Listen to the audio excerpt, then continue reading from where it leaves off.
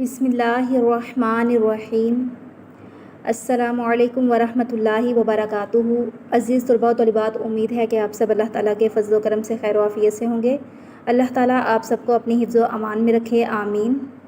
अज़ीज़ तलबा व तलिबात, आज हम मश्क़ी सवाल नंबर 3 गुस्ल करने का मसनून तरीका क्या है का मुताला करेंगे। हम सबसे पहले इसकी किताब से पढ़ाई करेंगे। अज़ीज़ तलबा व तलिबात, अब हम मुताला शुरू करते हैं। सबसे पहले मैं आपको गुस्ल का मानी पढ़ाऊँगी और उसके बाद फिर मैं आपको गुस्ल करने का तरीका पढ़ाऊँगी। गुस्ल उर्दू ज़बान में गुस्ल के मानी नहाने के हैं। अगर जिस्म पाक ना हो तो वज़ू से पहले गुस्ल करना वाजिब है। अलावा अज़ी इंसान को साफ़ सुथरा रखने के लिए नहाने की तरगीब दी गई है। चुनांचे नबी करीम सल्लल्लाहु अलैहि वसल्लम ने जुमा के दिन गुस्ल करने को हर मुसलमान के लिए मसनून करार दिया है। इसी तरह ईदैन, ईद उल फित्र और ईद उल अज़हा और उम्रा व हज के लिए एहराम बांधने से पहले नहाने को भी अपनी सुन्नत में शामिल किया है। इन तमाम मौक़ा पर नहाना बेहतर और मसनून है। और कुछ सूरतें ऐसी हैं जो कि आप अपने असातिज़ा से पूछ सकते हैं या तलीमुल इस्लाम जैसी किताबों में पढ़ सकते हैं, जिनमें गुस्ल वाजिब है। और अगर इन हालतों में गुस्ल ना किया गया तो इंसान नापाक रहेगा और उसकी इबादत कबूल ना होगी। अज़ीज़ तलबा व तलिबात, अब मैं आपको गुस्ल का तरीका पढ़ाती हूँ।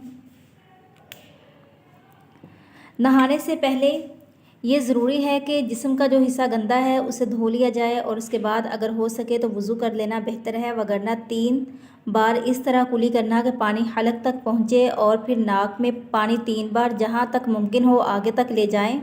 आखिर में पूरे जिस्म पर 3 बार पानी बहाया जाए और जिस्म को अच्छी तरह मलकर साफ़ कर लिया जाए।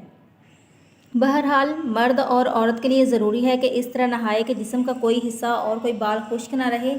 पानी एतदाल के साथ इस्तेमाल किया जाए, ख्वाह पानी ज़ाया ना किया जाए। गुस्ल खाने में नहाया जाए और अगर गुस्ल खाना मुयस्सर ना हो तो कपड़ा पहनकर मर्द के लिए नहाने की इजाज़त है। अलबत्ता औरत के लिए ज़रूरी है कि पर्दे में नहाए। गुस्ल करते वक्त गुनगुनाने और बातें करने से मना किया गया है। तलबा व तलिबात, अब हम सवाल नंबर 3 का तफसील से मुताला करते हैं। गुस्ल का तरीका बयान कीजिए। जवाब, गुस्ल अरबी ज़ुबान का लफ्ज़ है जिसका मतलब धोना, पानी बहाकर मलना, और आम मानों में गुस्ल से मुराद नहाना है।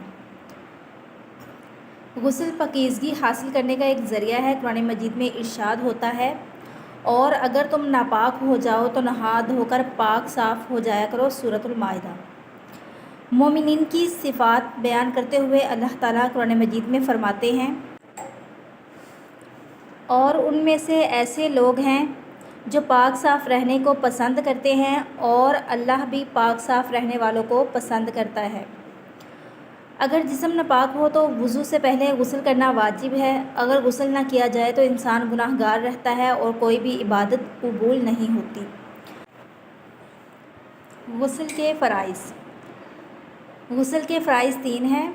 नंबर 1 पे है कुली करना, इस तरह के पानी हलक तक पहुँचे। नंबर 2 पे है नाक में पानी डालना, जहाँ तक मुमकिन हो पानी आगे तक ले जाएं। नंबर 3 पे है सारे बदन पर पानी बहाना ताकि बाल बराबर भी कोई जगह खुश्क ना रह जाए।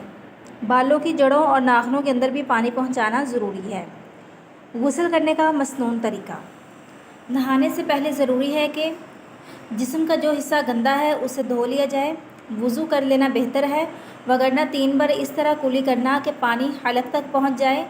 नाक में पानी 3 बार डालना, जहाँ तक मुमकिन हो आगे तक ले जाएं। सर में पानी डालिए और इसे बालों की जड़ों तक पहुंचाइए। पूरे जिस्म पर 3 बार पानी बहाया जाए और जिस्म को अच्छी तरह मल के धोया जाए। नोट: गुस्ल में जिस्म पर 1 मरतबा पानी बहाना फ़र्ज़ है, जबकि 3 मरतबा पानी बहाना सुन्नत है। गुस्ल के आदाब। पानी एतदाल से इस्तेमाल करना, पर्दे में नहाना। गुस्ल खाना मुयस्सर ना हो तो मर्द के लिए ज़रूरी है कि जिस्म के सतर वाले हिस्से पर कपड़ा बांध लें, मगर औरत के लिए मुकम्मल पर्दा ज़रूरी है। सवाल नंबर 3 मुख्तसर सवालात। सवाल नंबर 1, वज़ू के कितने फ़राइज़ हैं और कौन कौन से हैं? जवाब, غسل کے فرائض۔ غسل کے فرائض 3 ہیں۔ نمبر 1 پہ ہے کلی کرنا، اس طرح کہ پانی حلق تک پہنچے۔ نمبر 2 پہ ہے ناک میں پانی ڈالنا، جہاں تک ممکن ہو پانی آگے تک لے جائیں۔ نمبر 3 پہ ہے سارے بدن پر پانی بہانا تاکہ بال برابر بھی کوئی جگہ خشک نہ رہ جائے۔ سوال نمبر 2، غسل کے بارے میں ایک قرآنی آیت کا ترجمہ لکھیں۔